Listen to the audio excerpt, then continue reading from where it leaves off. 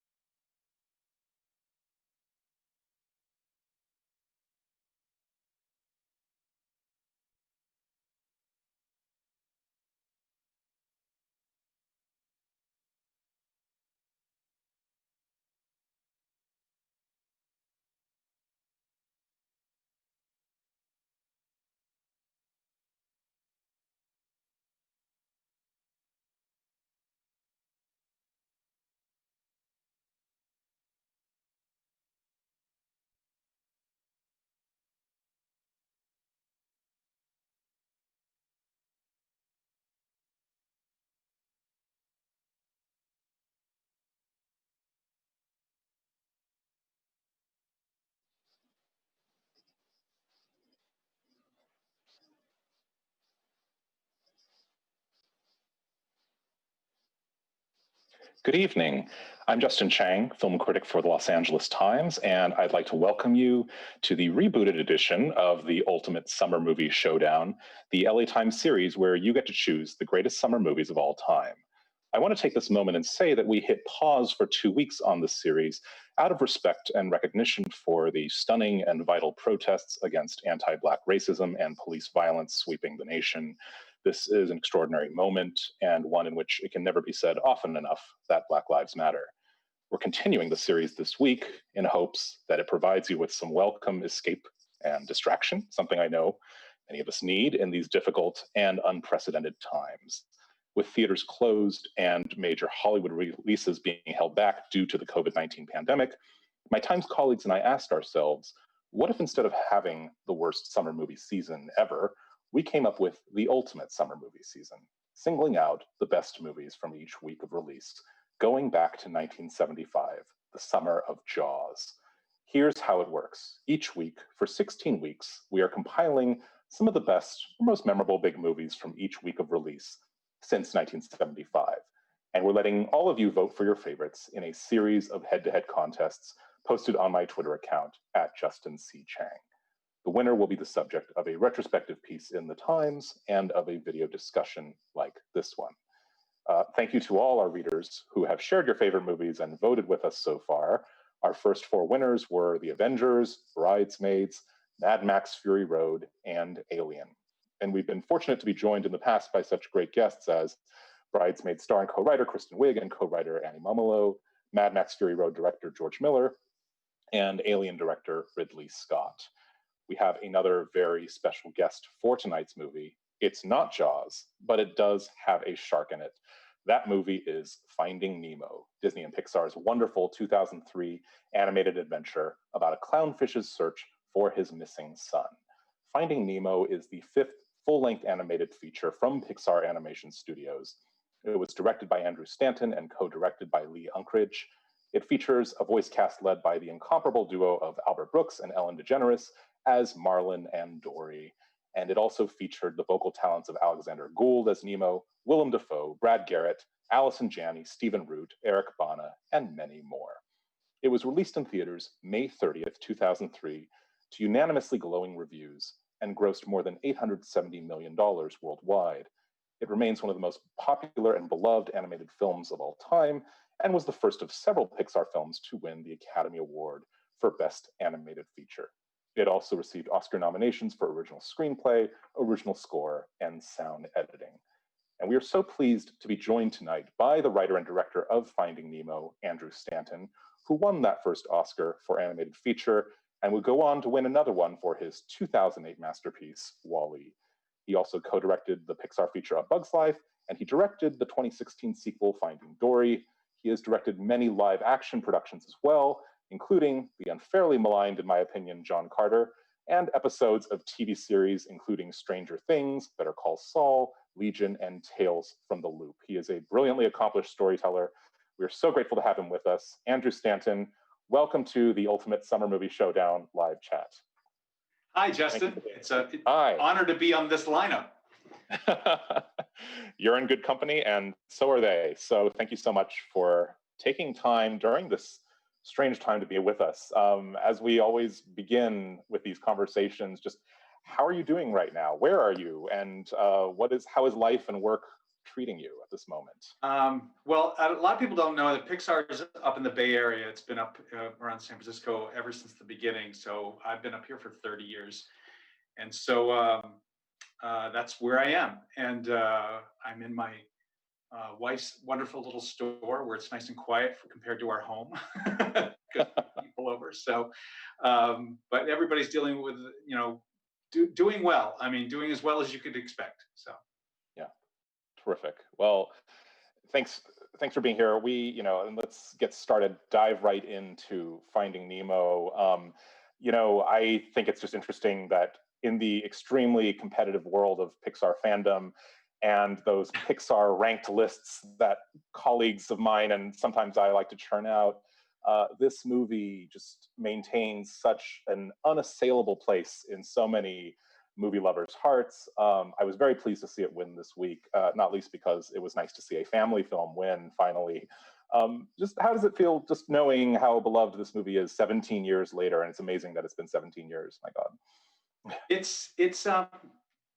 It's very much like being a parent. I mean, at some point this becomes grown up and it goes out into the world and it becomes everybody else's, and they own it for their own private reasons. And it gets a little removed with each year that you ever had anything to do with it, particularly when it stays alive so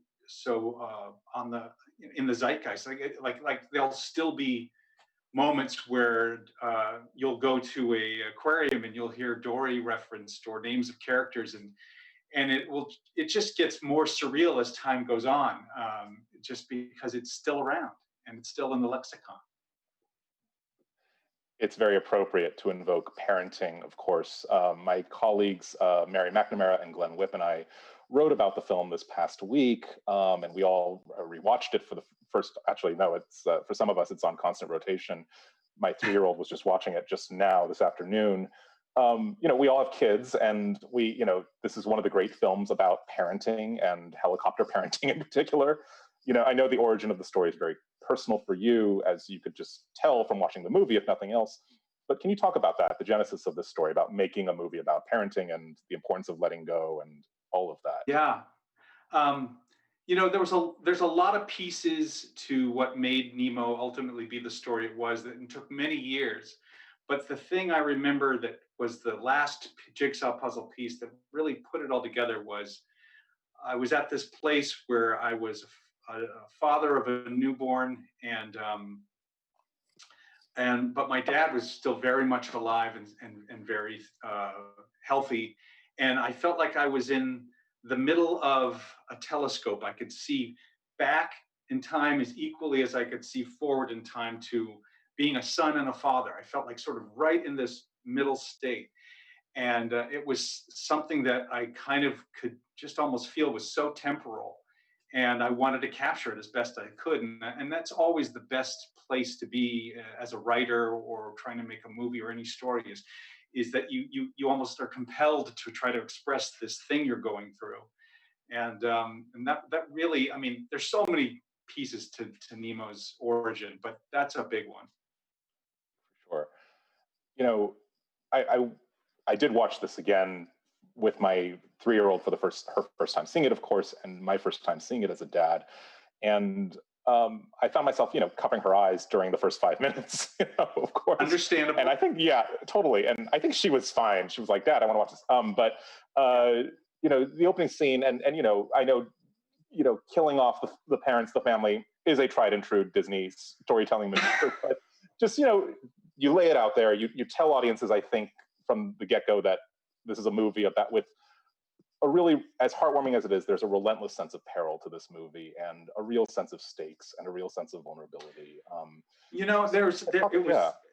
It was I was I had a real kind of resistance to embracing 100% the Lion King because of the circle of life issue. Yeah. I thought this makes sense for the movie, but it just, the storyteller in me felt like it was a rule they changed to just make it work. And I thought, could you make a story in the animal world where you leaned into the predatory rules of how nature really works? And I think it's something that any kid or anybody just knows.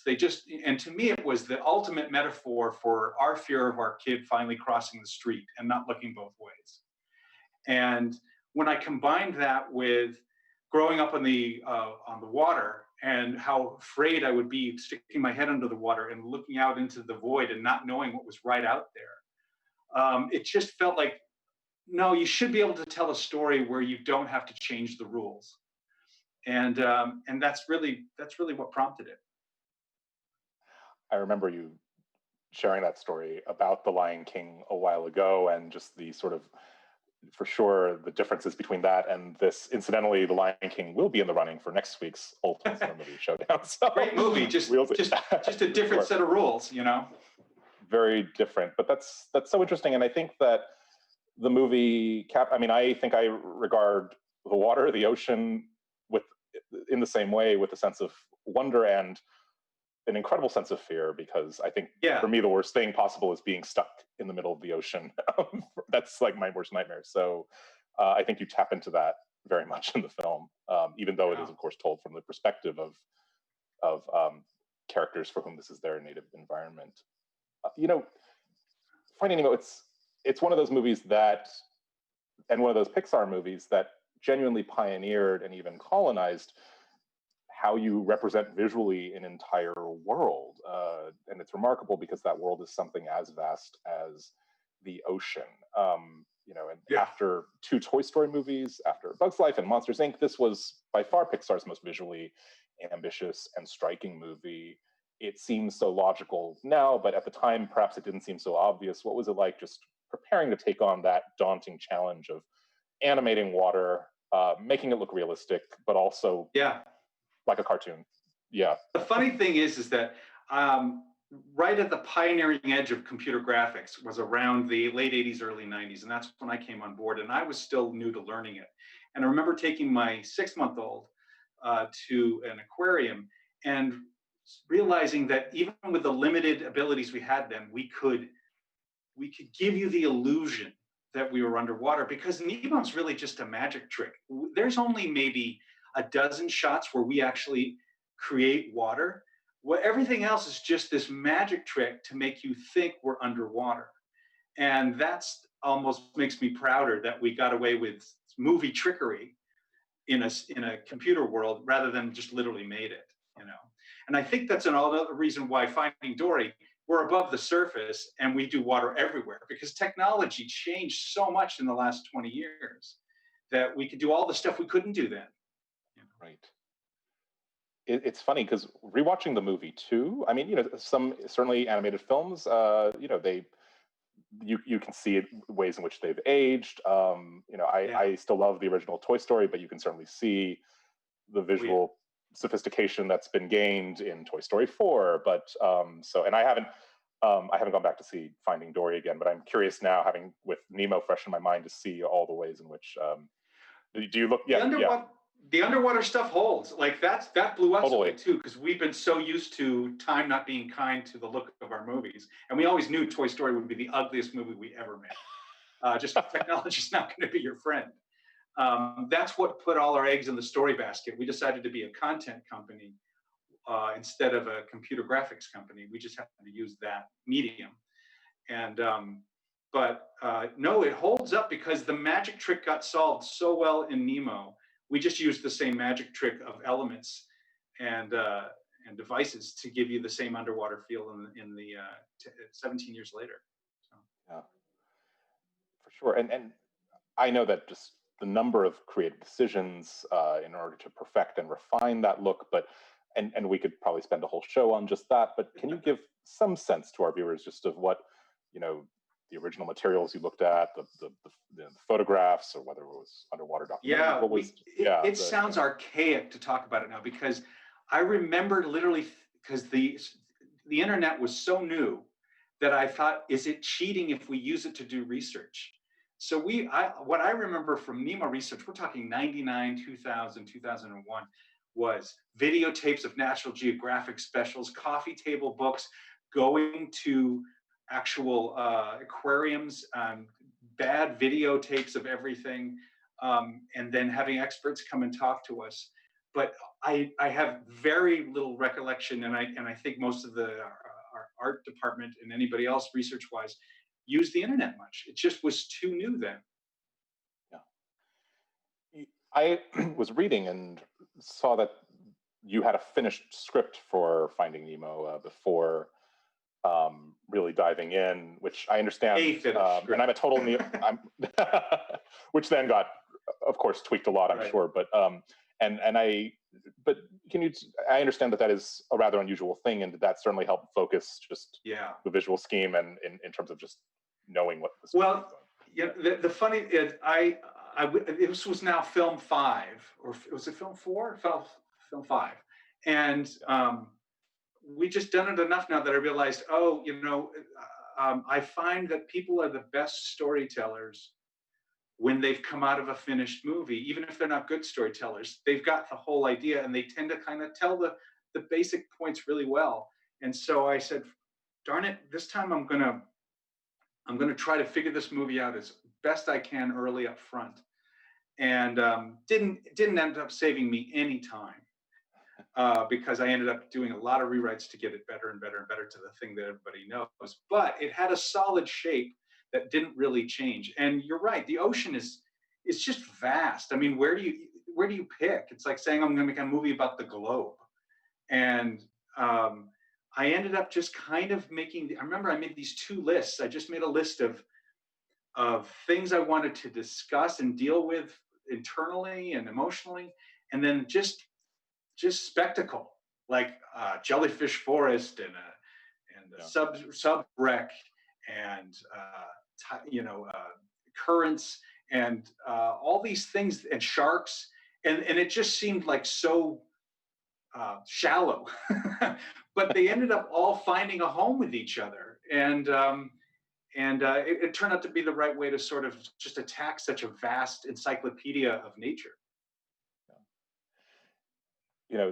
the emphasis on story, which is, of course, I know a huge Pixar principle, but even watching the movie again, and not having seen it in a few years, I remember when the abduction of Nemo first happens, I remember thinking, how is this gonna end? How is he gonna find it? And I was just like, wait, it's like I'd forgotten. You realize yeah, that's all we had. All we had to keep you hooked, bad pun, right. was how? There are no bad puns. How are you going to find this needle in a haystack? Right. And I'm it's very like us to invest in a story and literally start production and not have the answer yet. But we just know it's too good. Like we've got to solve it in time. So for sure. I mean, I am just so curious about just the plotting of that, and of course, there's so many other things going on in the movie. But just how you get Marlin to a dentist's office and then it was just nice to see. And then, oh yes, and of course, the goggles get knocked into the water, and that is the clue, that the breadcrumb that then leads to everything else. So, yeah. But no, it all looks good in hindsight, and you just have missed so many bad left turns and right turns that we took through for years, to get that to all smooth out. Let's talk about these wonderful actors. It's hard to imagine anyone other than Albert Brooks and Ellen DeGeneres in these roles. The dialogue really feels as though it were written for them, for their comedic personas, almost as if they were improvising, which is, of course, not really possible, or at least would be extremely difficult to do in animation. Can you just talk about casting Brooks and DeGeneres, and did anything change script-wise once they were cast? I mean, in order to make it funnier or whatnot? Well, I always had the idea of somebody like Albert being the father, because I needed somebody neurotic. I needed, and there's very few names that made neuroses appealing as opposed to off-putting. And there's even people that would argue that they still don't find any person doing neuroses appealing. But Albert made a lot of sense, and it took me a couple of years to convince people that he wasn't too old. There was an issue of his age at the time, and I remember being thrown because, it's a voice. Like, unless it sounds ancient, I don't see how that's going to make any difference. And that took a while to convince people. But Ellen, to be honest, I had this really dumb, male, naive view that the guide that should take the father through should be a male fish. And so, and that role just didn't, and it was actually named Gil for a while before I ever had Gil in the fish tank. And I didn't, and it just didn't work for about 6 months to a year. And Ellen DeGeneres was still in her last season of her first sitcom, when it was called The Ellen DeGeneres Show. And my wife had it on in the room, and I was typing away on a laptop, and I heard her change the subject of a sentence 5 times before she got from the beginning to the end. And it just, a light bulb went off that was an appealing, progressive way to be able to do short-term memory that wouldn't get old really quick. And then I couldn't get her voice, her literal voice, out of my head. And suddenly all the writer's block I had just unloaded. And then I started to think, well, why not? Why can't it be a female? And why can't it be a platonic relationship? And I loved that I was breaking all these tropes and just doing that one act. And so once I found her, I kind of never thought of anybody else. And so when I sent her the script, I kind of admit to her, I said, I'm screwed if you don't take this. And she fortunately said yes. And but she wasn't the Ellen DeGeneres then. She had already even was off the show and in kind of a no man's land for a while when the offer was made. So, I just looked like I knew the future, and I didn't, that where she was headed. And it's so fitting because she is, I think, most people's or many people's favorite character in the film. And I know that Finding Dory, obviously took 13 years. And these movies they take a long time to make, even when you decide to commit to them. But I know Ellen she was pretty keen on, eager to get back to play that character again, right? Yeah. Yeah, that wasn't a hard sell. but and she and Albert, like, I learned a lot on Nemo. I learned how much the straight main character, which was Marlin, still has to be somebody that understands comedy, if not as well or better than the person that's getting all the laughs. Like it just created a chemistry that could not have existed otherwise. And Albert knew how to create laughs out of playing the straight man. Like it was he brought I got a lot of education out of seeing how they worked. Can you? I have no idea. What is it like directing vocal performances? I mean, we and I, as a critic, I write about this stuff, so you'd think I would know more. But just it's obviously attending to the look, but to the voices, and just when you're directing Brooks and DeGeneres, how does that? What does that look like? It's very easy on one level and very hard on another. It's easy in the sense that they can come dressed however they want. They can have their latte. They can make as many mistakes as they want. And they can do it again. But it's very hard in the sense that they don't just wait for the crew to get ready and then they're on camera for like 2 minutes to 5 minutes and then you call cut and then you wait another hour to half an hour till you shoot again. They're on for 2 to 4 hours depending how long the session is. So it ends up becoming like a one-man show. And so I've had a lot of actors say it's the closest thing to being in theater, and they have they're on stage the entire time with no breaks, and so it can be mentally and physically exhausting. And we always end up doing the entire script, wherever we're at, and I have to do this long explanation to them that ultimately is in short is we're going to do all of this. We're going to go away. We're going to cut it in. We're going to make a fake movie with drawings, and we're going to watch it, and then we're going to edit it, and then we're going to rewrite it. And then after those 6 months, you will have done probably 2 movies. We're going to come back, and we're going to give you the new lines for the stuff you already just did. And we're going to look like we don't know what we're doing. And we're going to repeat that process for about 3 years. So we didn't give that explanation to Hanks and Tim Allen at the beginning of Toy Story, and we learned our lesson. We have to give that kind of explanation to people because it just looks like we don't know what we're doing. For sure. I'm so glad you said about what you said about realizing that why can't she be a woman? And if I can lean in here a little bit, I've noticed the 3 feature films you've made for Pixar do feature a female lead or a co-lead of some, a female robot, Eve and Wall-E, Dory, of course. And I think that's significant and laudable. And I know that, just to acknowledge in this question, first off, I know that the culture of Pixar, like as with so many entertainment companies, has come under scrutiny in recent years. But also even before that, critics like myself and others were just writing about, male protagonists, the dearth of female protagonists. Again, not an uncommon or new thing. Yeah. And I know that these issues are hard to talk about succinctly, but your decision to spotlight female talent and starring talent in your work, I think that's important. Just has that been, and you touched on this, but just that progressivism that you mentioned, has that become important to you? And do you see a more inclusive culture just emerging, and not just at Pixar, but in the industry at large? I can't speak for the industry at large, honestly, but I do know that the people that I've been lucky enough to work with over all this time, their hearts are in the right place. And I think we've been as slow as the rest of the country to educate ourselves on what we don't know, what we should know and don't know. And the tough thing there's a double-edged sword. There's a tough thing about making animated films because you're making a decision 4 years out.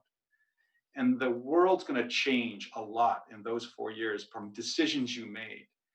And some things you can change midstream, some things you can cut out and change if you felt that you were unconsciously biased or weren't considering other options. And other things, it's just like, I decided to tell a father-son story, and those things are kind of embedded. So it's very tough. Like what I mean by a double-edged sword is sometimes we look like we're prophetic and that we were ahead of things. I think that animation's slow moving, and it does allow us to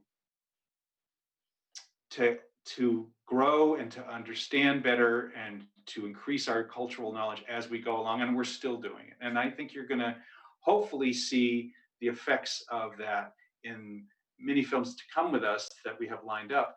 But they're going to be representations, like I said, of our cultural awareness awakening 4 years back.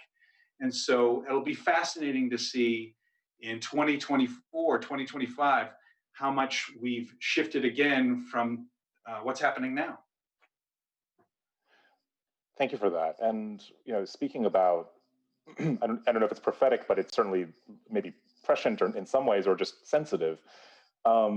Watching the movie again this time, I was ever more struck by Finding Nemo as just, to me, it feels like a really sly and very empathetic portrait of disability. You have, Nemo, Nemo with his underdeveloped lucky fin. You have that lovely little bit with the squid with the undersized tentacle, and Dory with short-term memory loss, of course. The movie is very realistic, and this goes to the realism of the movie about the ways its characters are affected by physical disability. And just, I think it says something about how we overcome imperfection in our lives. Can you talk about that element of the film? It's ironic because I feel disingenuous taking credit for representing disability in that sense, as a specific issue, because it never crossed my mind. Because the truth is, I don't think there's a parent out there that doesn't see something as a shortcoming or a disability in their child, whether it's they don't know their social skills well enough, or whether they literally have a physical handicap. I don't think there's many parents that see their child as having an advantage in every area. So the scar and the little fin were necessary just to be able to have something dramatized and visually tell you something, and remind us of the event, of the tragedy that had happened, so that it would always be in his face. So it came out of storytelling necessity, but it immediately was embraced and never debated because it just felt so truthful. Yeah, that's great. And then it's tricky too, because with with the character of Dory and her memory loss, and Ellen DeGeneres is so funny in the film, and you walk this tricky line of mining some of that affliction for laughs, perhaps, but it's also, and it is revealed as a strength rather than an affliction. Yeah. I shouldn't use that word even. And so that's a very deft line. It's a line that you walk very deftly, and that she walks very deftly, and it is so clearly also, as you said, rooted in her persona and just her, as an actor. But you elaborated on this in a very complex way in Finding Dory. It becomes kind of Memento-esque in the way it comes, memory loss and diving into the past. Just how do you do that? How do you get there? Well, we built her for comedy in the first movie. Only because of literally a fact I had read about goldfish having a memory of 3 seconds. Right. And I told that to Ellen DeGeneres. She said, "How do they know that? Do they give the fish a test?" And I was like, "I don't know." But I couldn't get that notion out of my head. But then it was casting Ellen, and when I drilled down, it was innocence and optimism. And that was real. Those are really the tools that short-term memory gave you. That allowed those to be the drivers of all her choices, because they weren't dependent on memory, and they made her a child in a way, in the best version of a child, right? That childlike innocence that we all want to retain for the rest of our lives, and that half full view of things to get us through the hard times. And that really was the thing that benefited us the most out of it. And I realized, it's a surrogate for Nemo. I have to, my whole goal here is to make this character, my main character, a better father. And I don't have the son with him through the entire movie. How do I work on him? I have to have a surrogate child. And that's when the movie went from a funny situation to a deep movie that we could really take advantage of. And I can't say it all came in one moment, but it came in stages enough that we fortunately figured that out early and then really ran with it. But getting to Finding Dory, like I'd never thought about why, how, where she had the condition she did, and that was a very hard thing to reverse engineer and come up with a story behind that. But it felt like it needed one. Reverse engineer is absolutely right. Cracking that story, and I know you touched on Finding Dory already, and just the visual possibilities that from having much of the film take place out of water, but just and I know that there have been sequels to other Pixar films, and I think Finding Dory is probably my favorite of any of the sequels. Why was it just cracking that story that made it take so long? Was there a reluctance to not mess with something that was already messing with perfection, perhaps, or was it? I think if you had asked me in the first 2 or 3 years after Nemo, I'd say there's no reason to go back. But we'd always had but you got to remember, our third movie was a sequel to Toy Story. We weren't averse to continuing. We never look at them as sequels, as the cash grabs that they get announced to in the world. We see them as, in the same way people have episodic TV shows that they can't wait for another season. We invent these worlds and these characters, and often we want to go back there. We want to see where it goes beyond the margins or our peripheral vision. And it doesn't happen on every film, and it doesn't happen right away. It's not so much. I can't speak for the ultimate decision makers on these, on giving the okay and all the money, but I know from the artistic standpoint, we don't really ask to do any of these things unless we're personally dying to. And so it wasn't until about like 2010. So we were talking 7 years later that I started to go, Dory's still abandoned. Dory's still alone. Dory still doesn't know her story. And that then stuck in the back of my head with a lot of other ideas that tend to stick in my back of my head for years, but it never went away. And when something like that doesn't go away after several more years pass, it tends to be a good indicator that there's something to be mined there. And now I can admit that after Dory, I felt like, now I feel like it's a closed circuit. I can't speak for somebody else coming in and having a great story tomorrow, and then I'll take it all back. But these things run about as natural of a course as they can. Yeah, it does feel like the completion of the story. So that's and it's hard to think of them existing solo now. So which I think is great. Which I know, of course, couldn't have seemed that way when you were first thinking about it, but. You're just happy that the movie works. It's like, as you get older, you're like, there's nobody flying the plane. There's no master plan. People are just trying to survive. If I can shift gears for a second, I think I wanted to ask you this question since I read this interview that you gave years ago. I believe it was in Christianity Today. It always resonated in me, just as a Christian myself, and knowing you being a fellow believer in the industry, and also just combating this idea, because you spoke to this very eloquently about this idea that Christians don't care about the environment or are averse to science.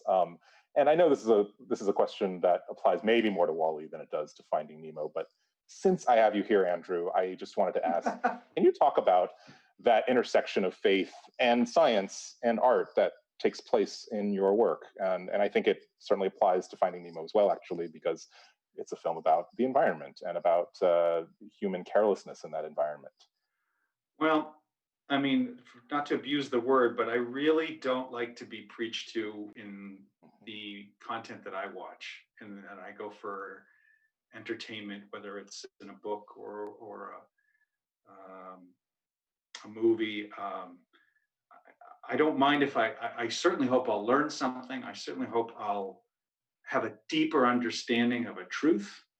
And on the really great stuff, I'll come away with a newfound understanding of ethics for how we should treat each other and how we should go through life. because what else is stories but a bit of a guidebook, if they're done well, for how to live. But that's where it ends. I only speak for myself, but I think you were given not just talents in art and athletics, but you were given a brain, and you were given a brain to use for logic and understanding, and for exploration and curiosity. And so I'm not afraid of discovering things were not what I thought and correcting my thinking. I think that's what we were meant to do all along. So that's about where I'll leave it. As I sometimes like to say, I believe God is a critical thinker. So that's very well said on your part. Thank you for that. This is you've directed, of course, animation and live action directing. You've done both, and I know you've done a lot of TV recently. And this just goes back to the question of just just directing and actors in either medium, but also just all the logistical challenges that come with it. How's it been doing all this TV? Just exercising those muscles, and I are you working? Yeah. love it. Love it. I mean, it's not better. It's so different. I was explaining to somebody the other day, like working animation, which takes years, it's like writing a symphony, and it takes forever, and to get the orchestra together and to plan it all out. Working in TV is about as rigorous and as fast as you could be. So it's more like jazz. But Mozart can make a masterpiece, and Oscar Peterson can make a masterpiece. So they're just two very different approaches. And I find it thrilling to be in a very different zone where you're just thinking on your feet and you don't have time to reflect and to question yourself, because it's the antithesis of animation. You have all day to stare at your navel or to stare at your face again and again and keep finding something wrong and fix it again. So if you want to be a perfectionist, computer animation is the way to be. But if you want to be sort of surprising yourself with what are you capable of without a net, TV is definitely the other way to go. I realize I meant to ask this earlier, but this is actually a perfect place to ask it. I know Pixar films and many animated films have a co-director, and your co-director on Finding Nemo was Lee Unkrich, who, of course, we know went on to direct Toy Story 3 and Coco. And just, can you break down just the roles? I've always been curious, between the director and the co-director. Are they delineated, or is it very, very collaborative? I imagine it is. It's very collaborative, but it's very different every duo. And I can only speak for Pixar. It tends to be that they came in because they complement a weakness, or they come in with a strength that you don't have. And there's sometimes it can be that you're a hive mind and that you work so much better together than apart. I was a very good objective party for John Lasseter when we were doing Bug's Life, and I was kind of unofficially on Toy Story, and that's what gave me the gig to be a co-director on Bug's Life. But I had a good ability to sort of be deputized and understand how he thought and what he wanted, so that we could be two places at once. So I was basically an ambassador for his vision. But for Lee and I, it was very different. Lee was always had been our editor on the stuff I'd worked on prior to. And then a great editor is invaluable and basically another writer, but just on the back end of things. And he was only getting more and more noticeable as a necessary warrior in the storytellings that we were trying to do as a studio. And I had hit a wall in the middle of that movie, and I just knew I could do this myself. And if I could snap my fingers, I wished I could have Lee again to work as this dynamic duo that we would often do together on other films. And I just was the luckiest guy in the world that he agreed to come on board. He cleared his schedule, and and the world now knows Lee after that. He just was a real power. So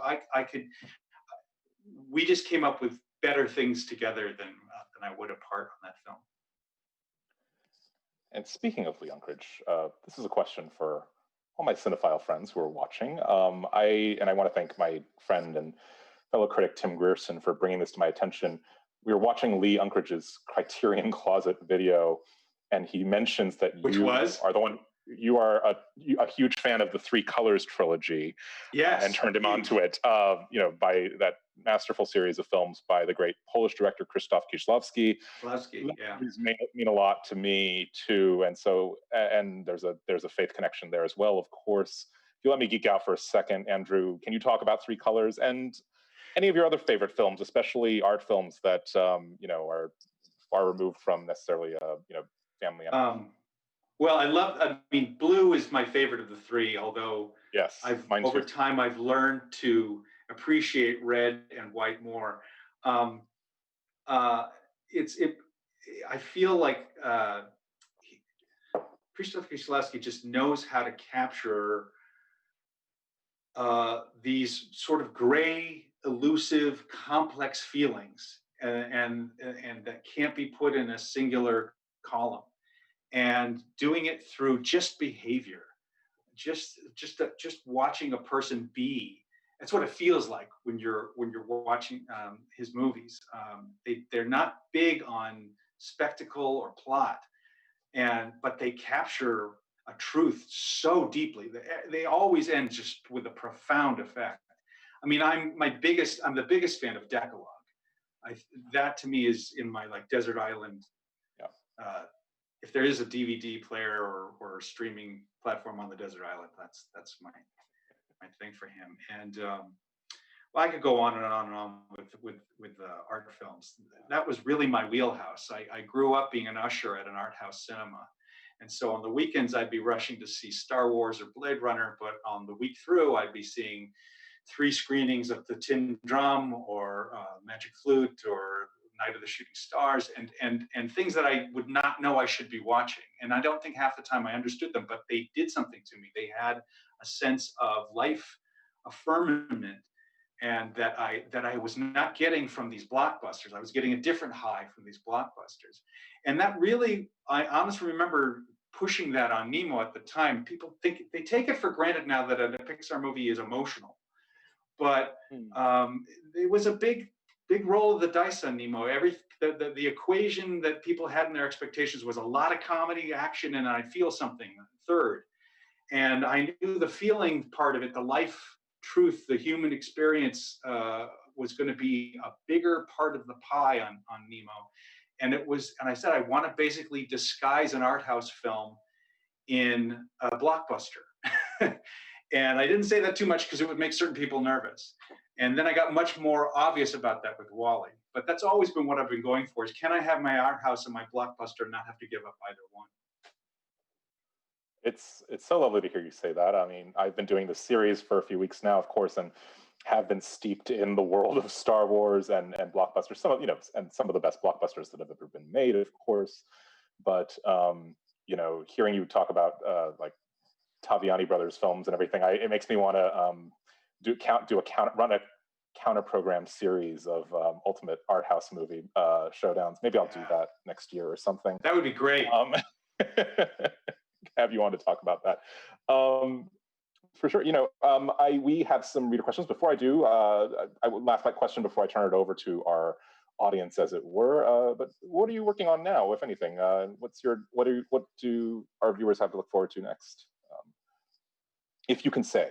I have 2 independent films that I've been working on very hard to try and get out of development hell. And one is a film called Revolver, written by Kate Treefry. It was on the blacklist 3 years ago. And it's basically about the Beatles having to land off route in Anchorage a year after the earthquake. And one night in this hotel, and there's this girl that has spent her whole teen years being in love with George Harrison, and she's determined to get in and find him. And it's this beautiful story that feels like almost Famous or Dazed and Confused. It kind of, even though it's of a specific time and era, it feels like it's capturing what coming of age is for anyone. And that's something I'm happy to do. And then I'm also in talks with Searchlight to do a possible film based on a New York short story called The Chairman's Spaceman, which is a much more quieter, reflective, thinking man sci-fi story. And so I'm hoping either one of them. I'm hoping both of them happen. And but right now, I hope that everybody can eventually shoot a movie, and that we can all make the films we were talking about. So We look forward to seeing those when, if and when. I know it's not if, but we will have them back. But I know it's a tough time right now. But let's go to some of our reader questions, and I know we have time. I think for about 3 or so. We have a question here from Twitter user Pavel Luki. I think it's Pavel Lukianchuk. We have text. Were the species of main characters chosen intentionally? In other words, is there a story reason for Marlin and Nemo being clownfish, Dory for being a blue tang? this is going to sound so uneducated, but in the late 90s, my wife was getting all these catalogs for baby stuff, and I kept noticing this orange fish icon with white stripes, and it was everywhere. And I finally was like, what is this? And I went and got these nature books and found out they were clownfish. And once I found out that they were always sheltered and that they hid together and had a symbiotic relationship with anemones, I was like, done. That's the father and the son. And I didn't know what the complementary fish should be to travel with for a long time until I decided to go down to the Long Beach Aquarium. And right when you walk in, there's, at least then, there's this giant tank. And it was full of what I then discovered were blue tangs with these highlighter yellow fins and bright blue, almost neon bodies. And it was the fish equivalent of that Hollywood story of Lana Turner being discovered in a diner on Hollywood Boulevard. I was just like, that's her. That's what I'm looking for. It was the complementary on the color wheel, and I didn't care if they lived in different parts of the ocean. I was going to make them work together because I just couldn't keep my eyes off them. And I knew that if I could match the visual arresting that they had as a combo with the characters, I'd be in. So it was like perfect casting. Yeah. I thought you were going to say it was a tribute to Three Colors Blue, but sorry. Disappointing. No. I wish it could be that highfalutin, but A stealth Easter egg. We have another question from Twitter user Ivor Bowden. That is, do you think classical animation in the hands of talented artists can still compete with digital studios in some situations? And if so, what are those situations? Interesting question about classical animation versus, I suppose, does that mean hand-drawn or? I would think so. Yeah. I want to believe that. I was raised on classical animation. I was taught classical animation. I went into the industry thinking that's what I was going to do. So I have an innate love for it. And it's like any medium. I want to believe that stop motion. I want to believe that there's new styles. I think that like Spider-Man Spider-Verse really opened up to yet another look and feel and a mashup of what you can do. I just saw the trailer for Candyman with the shadow puppets. I thought, I just think it's only as limited by the artist thinking. And so I want to believe all of that's going to stick around. And if anything, rise again in its shining moments.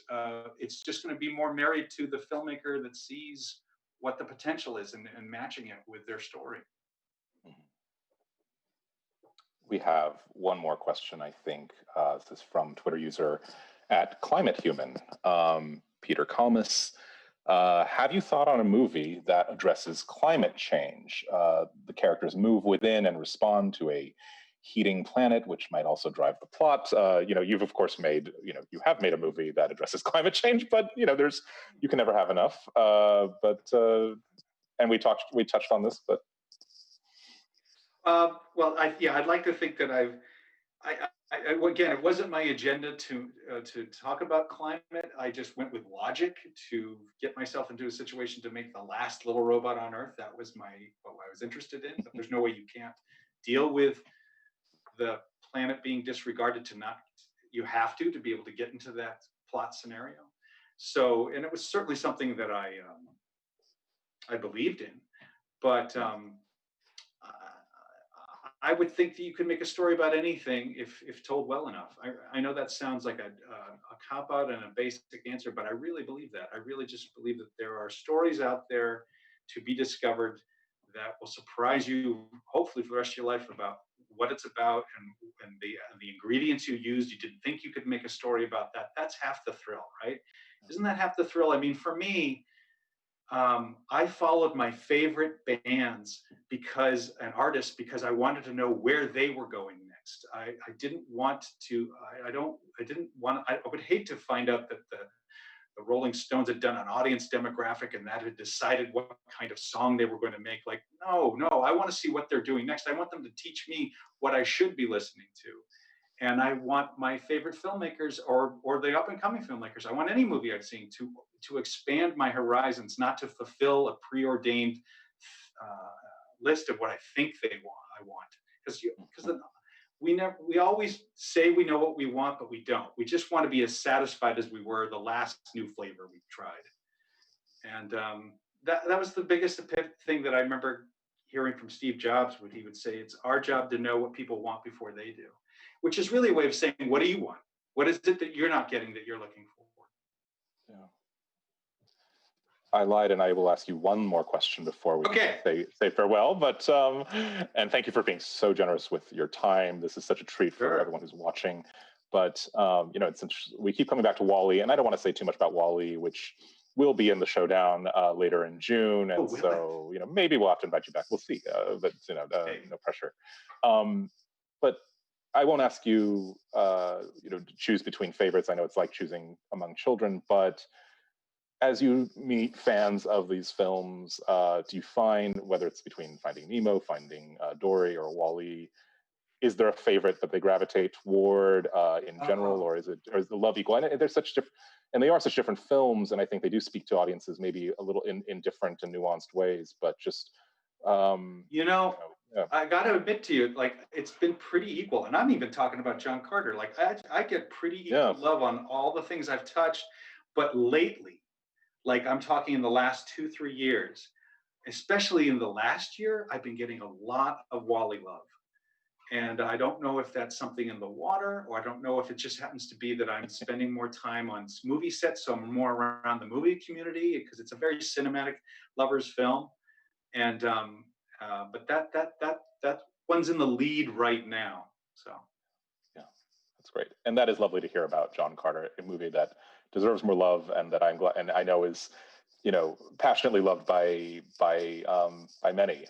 So and I think I'm curious to revisit it myself soon. Thank you, Andrew Stanton, and thank you to our Times readers for voting on the summer movies and for watching Finding Nemo. I hope you rewatched it, and if you didn't, there's no better time to do it than now.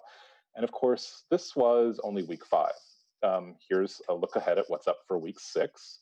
The polls just closed this afternoon. It was a very exciting week of movies, so much so that we expanded the pool from 16 to 24 films, including The Untouchables, The Rock, Ghostbusters, Gremlins, The Goonies, Ferris Bueller's Day Off, Jungle Fever, City Slickers, Kung Fu Panda, Edge of Tomorrow, and the classic Don't Tell Mom the Babysitter's Dead.